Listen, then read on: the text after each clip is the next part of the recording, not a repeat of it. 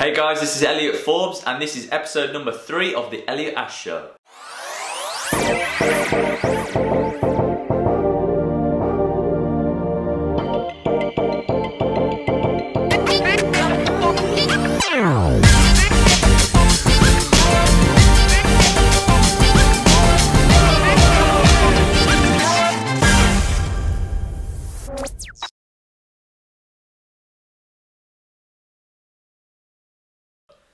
Now, before we go any further, if I've been able to give you any value whatsoever, whether it be on Instagram, whether it be on Facebook, or whether it's on here on YouTube, if you could subscribe and then ring the bell, that would mean an awful lot to me.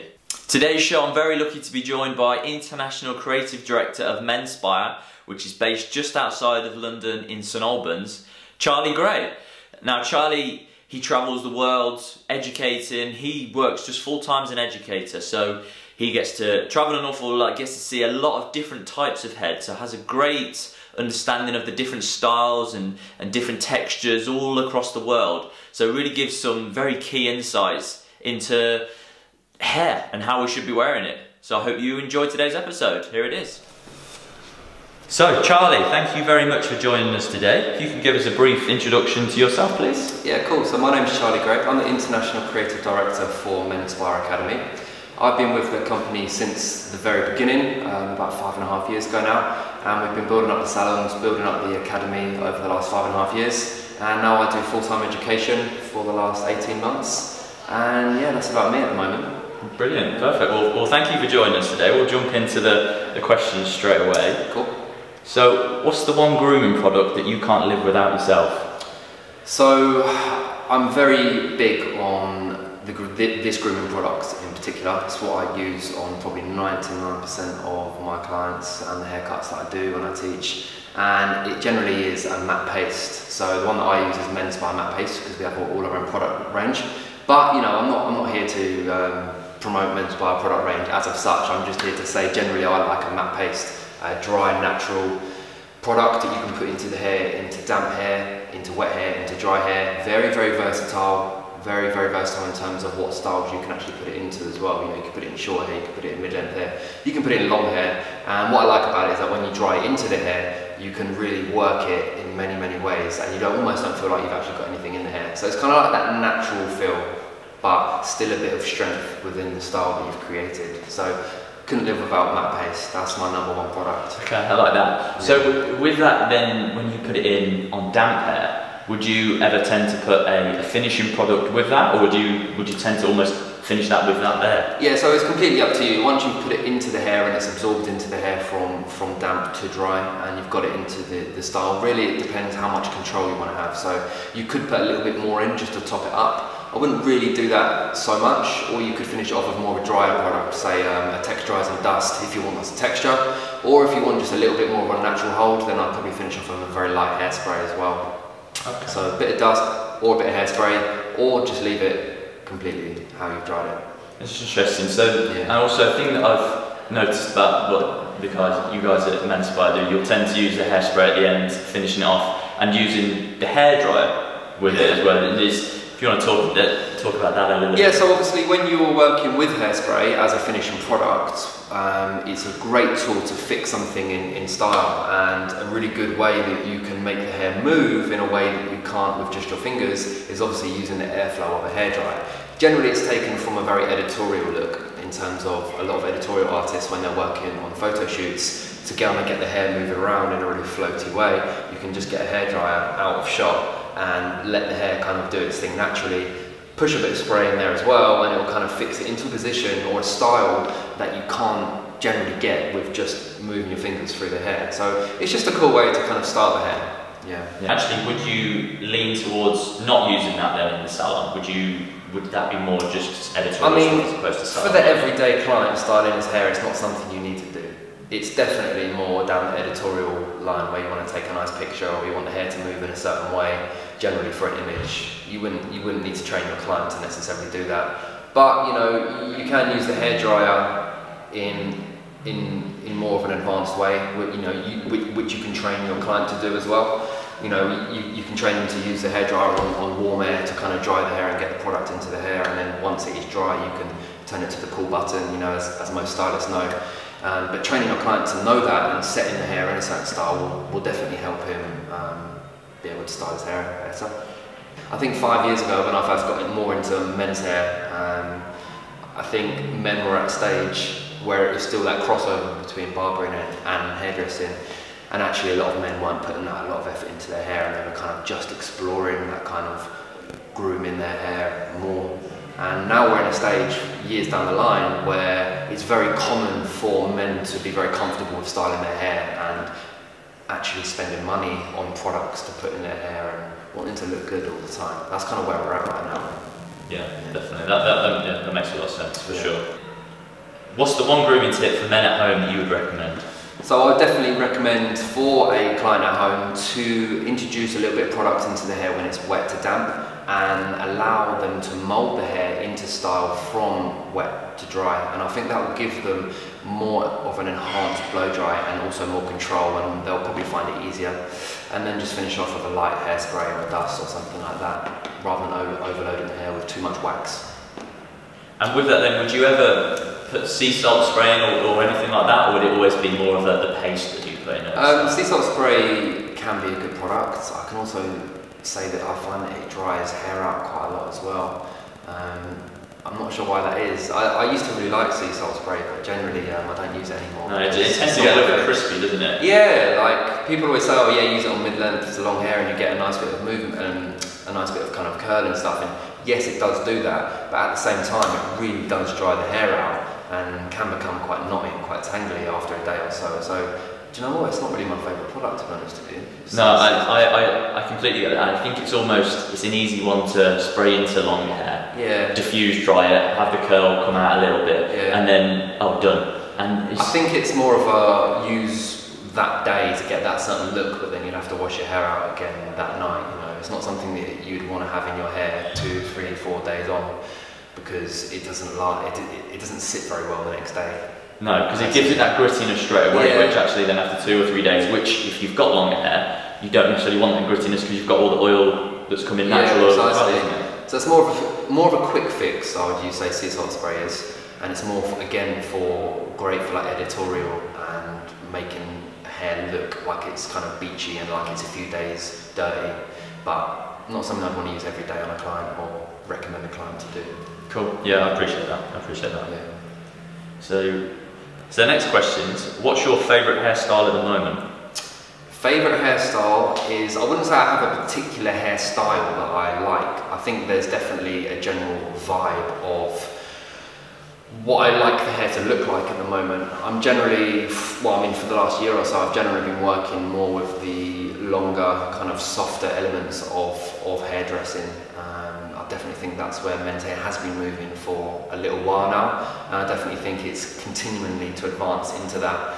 And you know, there's always going to be the fades, there's always going to be the skin fades, there's always going to be people that want short hair, so that's never going to go or eradicate, but it's definitely a less percentage of people that are having these types of haircuts, short haircuts. More people have gone from the kind of pompadour, growing their hair out into like a taper, and then even softer around the hairline, and even now people are getting more used to the kind of like moddy, mid-length, short fringes but still longer sides, mullets, things like that are really fashionable and really in right now. You know, if you just were to walk around here in Soho, that's kind of a very popular haircut right now, that kind of indie type of look right now, which is wicked. I love it, you know, I love it. Yeah, I completely agree. I think it's great, isn't it? And I think now, because of the rise of companies like yourself that are doing the education, doing it so well, everybody can do a skin fade pretty well, so that's never going to go away from now, is it? Because people know how to do it and people appreciate that. Yeah. But it's obviously, you're leaning towards a more softer side then, yeah. Yeah, definitely. And I think it's important for people that are in the industry to have good training on mid-length to longer hair, because there's still a lot of barbers out there that don't have that skill set yet. And you know, if that's where the fashion trends are moving, in 2, 3, 4 years, it might be weird to see someone with a skin fade, who knows? Yeah, exactly. You know what I mean? It might go back to like the 60s and 70s where guys had like long shaggy hair, but in a futuristic way, you know? Yeah, for sure. Like, clippers really might go out of fashion, big time. I don't know, I can't dictate that or predict that, but it could go that way. It's definitely gone a lot more that way, but it's definitely interesting. Definitely interesting. It's interesting what you said then. You don't know, but I think for brands like yourself and also sort of a stylist like yourself, you almost influence where it's going to be going as well, don't you? So almost you do have say to a certain extent, yeah. To a certain extent, we can the machine that we've built up with Menspire and Menspire Academy, it definitely has an influence on a lot of people all around the world. With people replicating haircuts, which is humbling and fantastic. So, for example, if we just completely stopped pushing clipper work out on our page, didn't show a skin fade for 6 months, and just did everything long hair, I think that would have some sort of impact on the industry, whether it's small or whether it's large, I don't know. But fashion dictates things as well. So a lot of the work that we get inspired by and we implement on the everyday person, which filters down into salons and bits and bobs, also comes from something higher than us in terms of runway shows and general photo shoots and editorial work, which is what we're really exploring right now. So maybe that's kind of why my work has changed, because I'm looking more at editorial work rather than the everyday barber. That filters down into my work, which gets educated, which then filters down even further. Yeah. So there's even though we're influencing, we're still getting influenced by things, of course. It's interesting. Then, do you feel since moving down to London that your style and the way that what you like has changed, and then potentially that influences the way you cut people's hair as well? Yeah, definitely. I've been living in London for nearly 2 years now. Before I was living more where my academy was based, in outskirts, more suburban. I've always had that. I'd like to think I've had that creative flair in terms of the way I like to dress. I just do what I like rather than kind of following a certain set brand or way of dressing, and that definitely filters into you and your work. Which is good, because that's how you attract clientele, it's how you attract other artists that want to work with you. It's definitely important. You need to have your look rather than focusing on copying someone else's. And I do find that within our industry, because it's so big and so saturated, it's so easy to get more than inspired and actually just completely copyright what someone does and the way they look and the way that they present themselves and the way that they cut hair, and you can almost get away with it now because no one can really say anything different. But for me as a person, yeah, since I've moved into London, that process of creativity has definitely sped up and changes more often than it did when I wasn't living in London. Just because it's so fast paced here and there's so many cool people walking around, especially where I live. I live in Dalston, East London, and there's just so many cool people that I just look at and I'm just like, wow, he looks cool. And it's great to be in that environment. It's just a creative environment. The more you submerge yourself in that, whether you live there or not, the more it puts it onto you. The more it has an effect on you. For sure, because being in London, you are just around such a diverse range of person. You do see every type of look, and because you can in London just be whatever you want to be, and no one really bats an eyelid. But then you have a little eye and you sort of think, oh, I wonder why he's got that, and it's invariably that does lead on into your hair, doesn't it? Yeah. No, yeah, of course it does. Yeah, you get influenced by what's around you, by your surroundings. So it's important to make sure that your surroundings are, that they kind of represent you as a person, I suppose, in some sort of way. Definitely. Brilliant. So the next question would be, where do you see men's hair going within the next year, or where would you like to see it going in the next year? Okay, cool. In terms of styling, I think styles and what people are doing. I think it's definitely moving in a very positive way in terms of a lot more barbers are getting more confident with scissor work and sectioning and longer hair, and more hairdressers are getting more confident in barbering. So I think that crossover is definitely going in a very positive way. In terms of where I would like to see it going, would be more the prices being risen. I truly believe as barbers and hairdressers, we don't charge enough for the service that we offer. This is a very big subject which lots of people are talking about at the moment. I'm definitely not one to bring it up. I haven't even really talked about it before, but it's definitely a relevant question to this. So we as a creative industry struggle to get the money that I believe represents the skill that we offer to, and service that we offer to customers and clients. There are lots of really amazing, talented people in the creative industry that get paid a lot more money than what we do. and we train just as long as them, we work just as hard as them, and that doesn't represent in the paycheck that their everyday barber or hairdresser gets.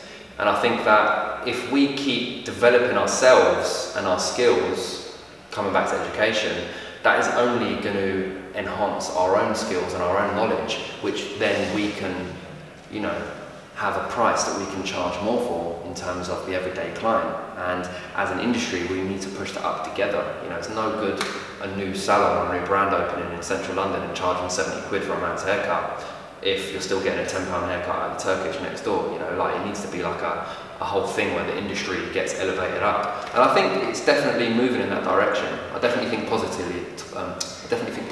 In that way. So that's where I'd like to see things going. Yeah, I completely agree with that as well. In terms of what you think would be the differentiator between it going up in price, would it be more the way that people are technically cutting hair, or do you feel like it's more the service which is lacking, and why people then maybe potentially don't see the value?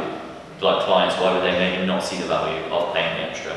I think it's everything, to be honest with you. I think still to this day, you could give an amazing service to a client. You know, you could welcome him in, you could sit him down, you could get him a drink, you could give him great chat. You literally could give him such a nice service for half an hour, 45 or an hour, however long you spend on a haircut. And you could give him a very bog standard haircut, and you could charge a good amount of money for it. And he's not really going to know a lot of difference. Or on the other hand, you could be in the same shop, you could charge the same amount of money, you could give an amazing an amazing technical haircut, but you may not talk to him, you may not offer him a drink, and that client probably won't come back to you. So it's no good just being good at cutting hair when you're working in a shop. That's half of your job. The other half is customer service. You know, it is talking to your clients. It is all of the above that I've just talked about, and it's important to have both sets of skills.